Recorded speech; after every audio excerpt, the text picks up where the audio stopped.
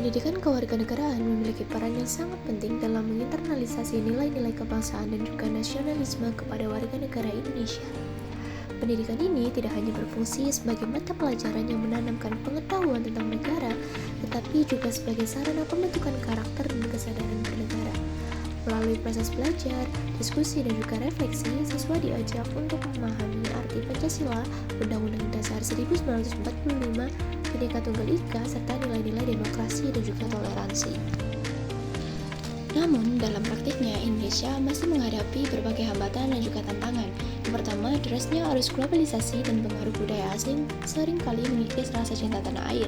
Munculnya perpecahan sosial di media digital akibat hoax, ujaran kebencian, dan politik identitas juga memperlemah semangat kebangsaan.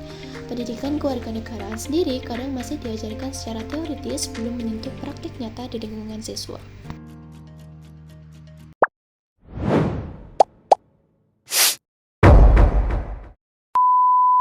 Menurut saya, strategi yang dapat dilakukan adalah dengan pendekatan kontekstual dan juga partisipatif.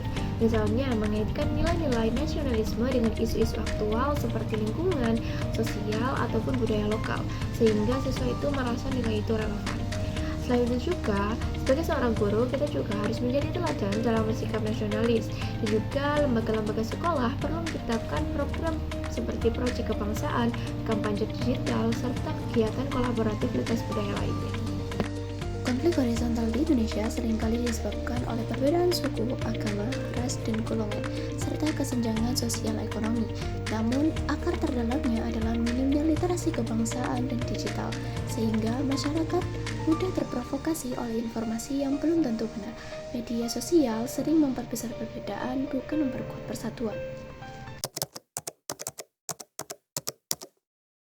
Untuk mengatasi hal tersebut di era digital saat ini, diperlukan strategi penguatan literasi digital dan juga karakter toleransi.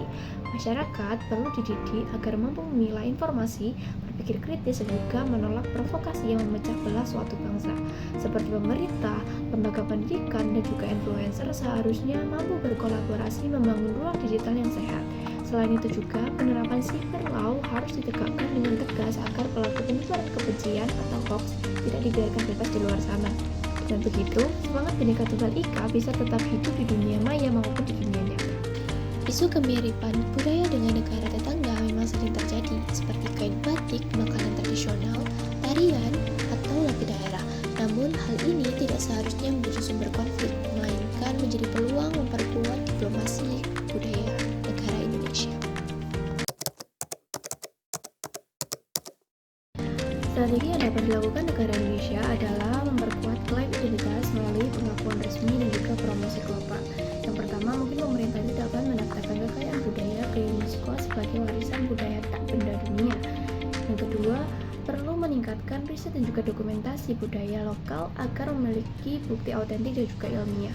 Dan yang terakhir, terkait dengan diplomasi budaya, ini juga harus ditingkatkan melalui festival internasional, pameran, dan juga pertukaran budaya.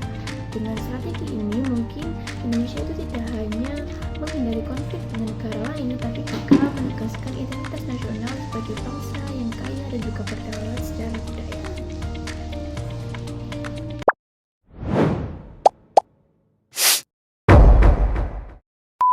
Menurut saya, penerapan hukum di Indonesia ini belum berjalan secara ideal.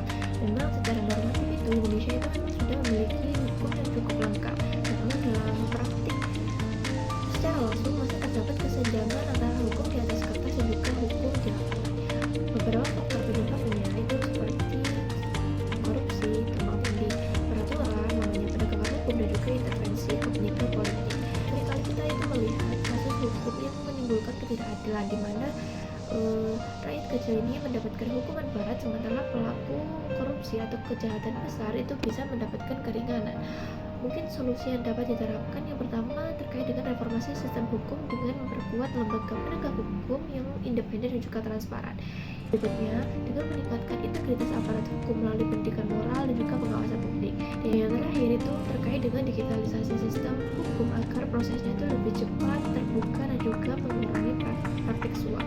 Jika langkah tersebut itu dijalankan secara konsisten, cita-cita hukum yang adil bagi seluruh rakyat Indonesia sesuai dengan Pancasila sila kelima ini bisa benar-benar terwujud.